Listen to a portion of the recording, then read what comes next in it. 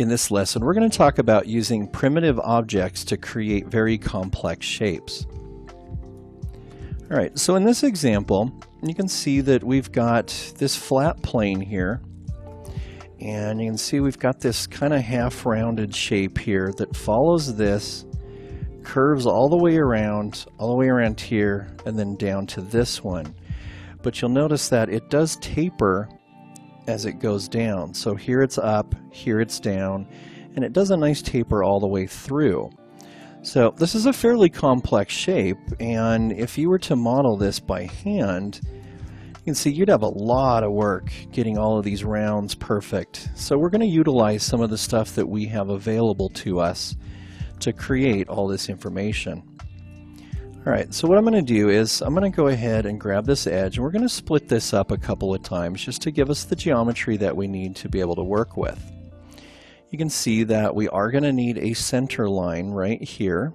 We're going to need a center line on this one. And then the rest of these are pretty much block shapes that we're just going to add this information into. But we always want to make sure that we have that center line to get these nice arcs on, or cylinders or spheres or whatever you're doing. You're always going to want that cross shape in there. Alright, so we can do this a couple different ways. One of the ways that we can do this, of course, is we can go to Mesh Tools, grab the Insert Edge Loop tool, and we'll just split this a couple of times. And then we're going to go in and move these around a little bit. So this one we can snap right to the grid, or pardon me, we can snap to this part right there. We are going to need a grid line later on, but we'll get to that. Alright, this one we can snap to this center line right there, and then these ones we can just snap to the grid. Okay, so we'll hold down X, bring that over, and we'll bring that one to right there. Let's make sure this one was on. There we go. Alright, so we have the information that we need there.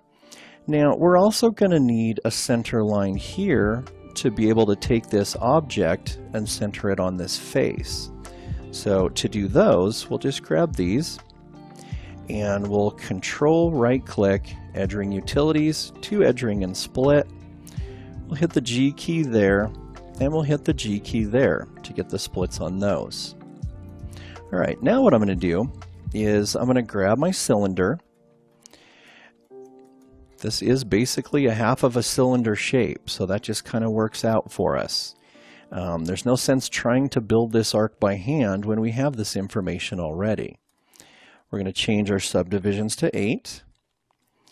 Then we're going to take this and we're going to rotate it down 90 degrees. While I was rotating that, I held down the J key, by the way, so that I could snap. It snaps at every 15 degrees when you do that. So that's a little bit faster. Alright, let's take this now, and we're going to go to our top view, and I'm going to hold down the V key, and I'm going to snap that to that center line. And let's make sure that our center line is actually aligned with what we need here. So let's line this up to there, and that is right on that grid. And this one as well. We're going to line up right there. Alright, now let's take this object, and again we'll snap it to that point. And we'll grab all of these, and we will pull those back to the very back right there. And then we're going to grab all of these ones, and we're going to snap that right up to this line right there where this curve starts. Alright, so this is centered on here. That's good. So now let's take this object and let's duplicate it, and let's bring it over here because we need one going this direction as well. And with this one, we'll go ahead and snap this to this point right here. And then we need to get these points where they match up with the end here, so we'll hold down X or V, either or. And this one as well is going to go right there. Alright, we have extra faces here that we don't need. We don't need any of these end ones, so we'll get rid of all of those. Okay, we'll get rid of those. And then on these, we don't need the bottom ones here. So we'll delete those, and then we don't need the top ones on this one.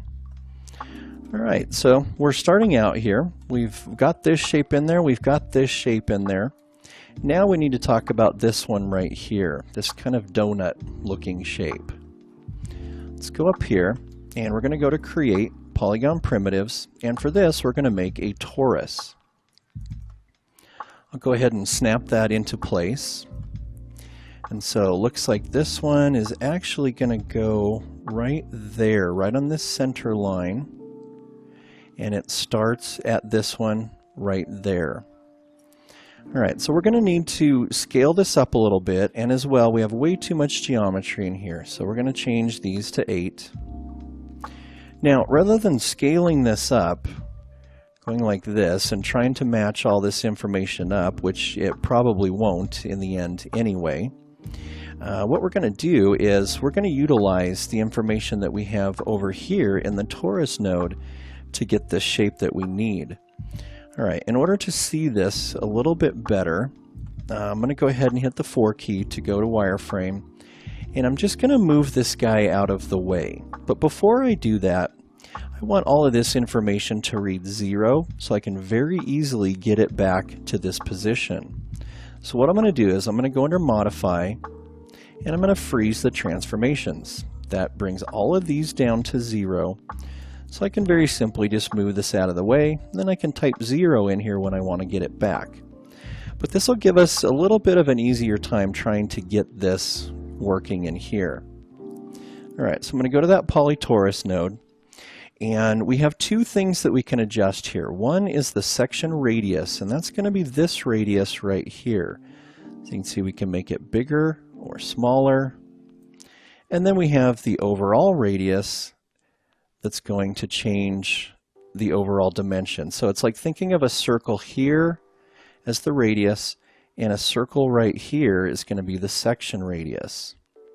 So you'll notice when I do this, I get this middle one lined up with my radius, and then I can adjust my section radius to right there, and now all these edges match perfectly. All right, we'll take this information and, this geometry, and we'll dupe it, and we'll move this over here. And it looks like we do need to snap this. And so this is going to have to go right to this edge right here. All right, now we can get rid of all the information that we don't need. We don't need any of this stuff on the front side of it. And as well on this one, we'll get rid of that as well. That's starting to get this little hook running through there. All right, so on this one, these are all going to be below the surface, so we don't need any of these top ones. And then on this one, we won't need any of the bottom ones. So we'll get rid of all of those. All right, so now we have that information in there. We can now go ahead and take these and we'll combine them into one object. So Mesh, Combine, and that's all working very well for us. Let's take this now, and we're going to move that back to 0, and we're going to have to cut some information out of here to accommodate what we need to do as far as blending this in. And so what we're going to do is I'm going to take these objects, I'm going to right click on them, and I'm going to put a Lambert back on those just so we don't have to look at that highlight that it's giving us. And let's turn wireframe unshaded on so we can see what we're doing. And now what we're going to do is we're just going to start chopping this thing up a little bit and giving ourselves some room to merge all of these in. So for example, right here, we know that we need this, but we don't need this information right here. And so very simply, we can just grab this, we can go to Mesh Tools, Insert Edge Loop, and we can put an edge loop in there that we can snap to that point right there. Okay, we'll do that again over here, and we can snap to that point. All right, we'll do that again right over here. Now we may be able to move this one over later on, we'll see, but for now we're just going to add these in. and snap them to the appropriate places. Okay, we'll add one there, and we'll snap it to that point. All right, so on this plane, now we know that we don't need these faces, so we can just delete those. And now we've created an area that we can blend those in. Let's go ahead and grab these ones as well, and we'll delete those. All right, so let's look at the remainder of what we have here. And we want to kind of take a look at the geometry that we have available to us and what we need to split here. So I do know that we're going to need another split right here, pretty much similar to what we did on this one. And we're going to need another one right there. So let's go ahead and add those ones first. All right, so we'll put that in, and we can snap it to that point right there and over here. And we can snap that one to a point right there. All right, we now know that we don't need these two faces, so we can get rid of those. And this will correspond nicely through there.